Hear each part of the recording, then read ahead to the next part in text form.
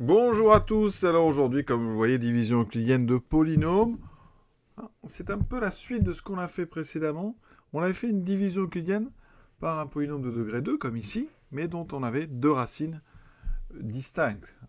C'est-à-dire on avait ici x carré moins x qui s'annule en 0 et en 1. Ici un petit peu différent, on a une division par x moins 1 au carré. X moins 1 au carré, vous voyez, ça n'a qu'une racine qui est le nombre 1. On va voir ça. Et donc, dans la détermination du reste de cette division euclidienne, ça va avoir de l'importance. Alors, je rappelle quand même ce qu'il faut faire. Ici, on a un polynôme que j'ai pris exprès de degré très grand, de façon à ce qu'on ne puisse pas poser la division comme d'habitude. Et sachant que l'objectif n'est pas d'avoir la division euclidienne, démarre le reste de cette division. Donc, on ne cherche que le reste. Et donc, on a le reste d'une division euclidienne d'un polynôme de degré 100 par un polynôme de degré 2. Et donc, si on devait écrire la division euclidienne, on aurait notre polynôme. Donc, le diviseur, c'est x moins 1 au carré, multiplié par le quotient, plus le reste. Sachant, et ça c'est très très important, c'est que le reste a un degré inférieur à celui du diviseur, donc ici inférieur strictement à 2. Et comme on avait vu dans le dernier exercice, ça veut dire que r de x est donc un polynôme de degré inférieur ou égal à 1, c'est-à-dire sous la forme ax plus b. D'accord? A et b étant ici deux réels. Comment trouver a et b? L'idée, pour trouver r de x, c'est d'évaluer cette égalité pour des valeurs de x bien choisies. Alors, dans l'exercice précédent, on avait choisi les racines de notre diviseur, sauf qu'ici, on n'a qu'une seule racine. Donc, une première chose, c'est qu'on peut regarder ce que ça donne pour grand x égale 1. Donc, à gauche, j'ai 3, et à droite, vous voyez, l'avantage de prendre x égale 1, c'est que mon quotient que je ne veux pas, que je ne connais pas, parce que je rappelle ici que le quotient, on divise un polynôme de degré 100 par un polynôme de degré 2, mon quotient, il est de degré 98, donc inutile de penser à le trouver.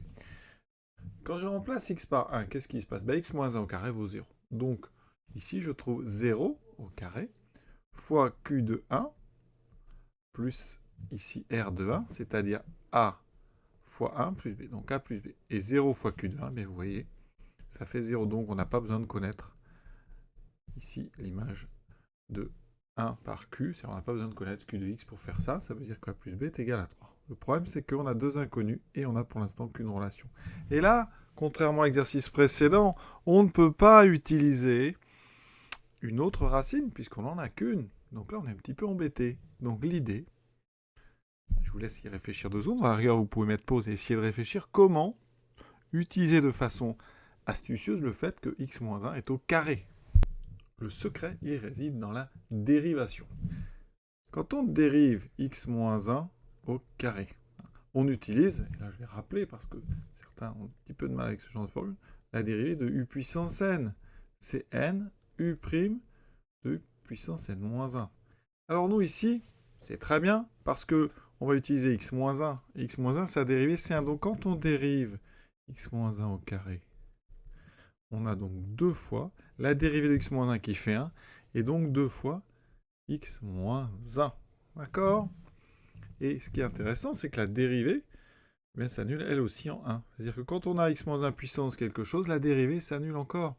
Et c'est ça qu'on va utiliser. On va dériver donc notre égalité des deux côtés. En fait, c'est comme si on avait deux fonctions polynomiales égales. On les dérive, les deux. Les deux dérivées sont égales. Donc dérivée de x100, c'est 100x puissance 99, plus la dérivée de x2 qui donne 2x, et ça va être égal à la dérivée. Donc, c'est là que j'interviens, x moins 1 au carré fois q de x. C'est un produit, d'accord? Je vais le mettre en bleu, mais ici, vous avez une multiplication. On dérive donc en utilisant la dérivée d'un produit, que je rappelle tout de suite.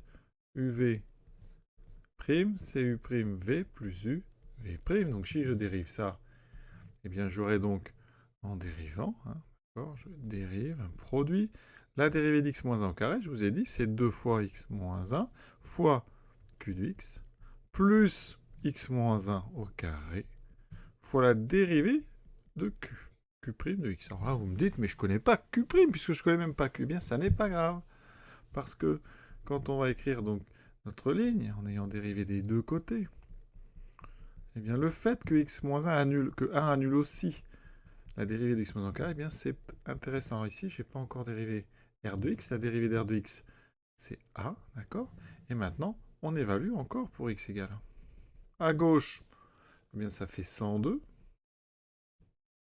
À droite, et c'est là que c'est intéressant d'avoir remarqué que la dérivée s'annulait en 2, parce que quand je prends x égale 1, tout va faire 0. C'est-à-dire qu'ici, j'aurai donc 2, alors je prends une couleur, voilà, 2 fois donc 1 moins 1, donc 2 fois 0 fois q de 1, ça fera 0, plus 0 donc au carré fois q' de 1, pas besoin d'avoir q' de 1 puisque c'est multiplié par 0, plus a. Donc vous voyez, tout s'annule, sauf mon 102 à gauche et mon a qui est à droite. Donc ici, je trouve a égale 102. D'accord? Et on a terminé presque. On a ainsi a plus b qui vaut 3, a qui vaut 102, et donc ça veut dire que a vaut 102 et b vaut 3 moins 102, c'est-à-dire moins 99. Conclusion, r de x vaut 102 grand x moins 99. Et on a terminé ce joli exercice. Pas compliqué, mais hein, l'astuce de cette dérivée, il va falloir retenir parce que ça sert assez souvent, ce genre de choses. Savoir qu'une puissance comme ça, avec à l'intérieur une fonction affine, eh bien, si on dérive, ça s'annule encore au même endroit. Voilà. Et ça, toujours, hein, racine double. Quand on a une racine double, un polynôme, la dérivée s'annule elle aussi. Je vous souhaite une bonne fin de journée à tous et à très bientôt pour la suite.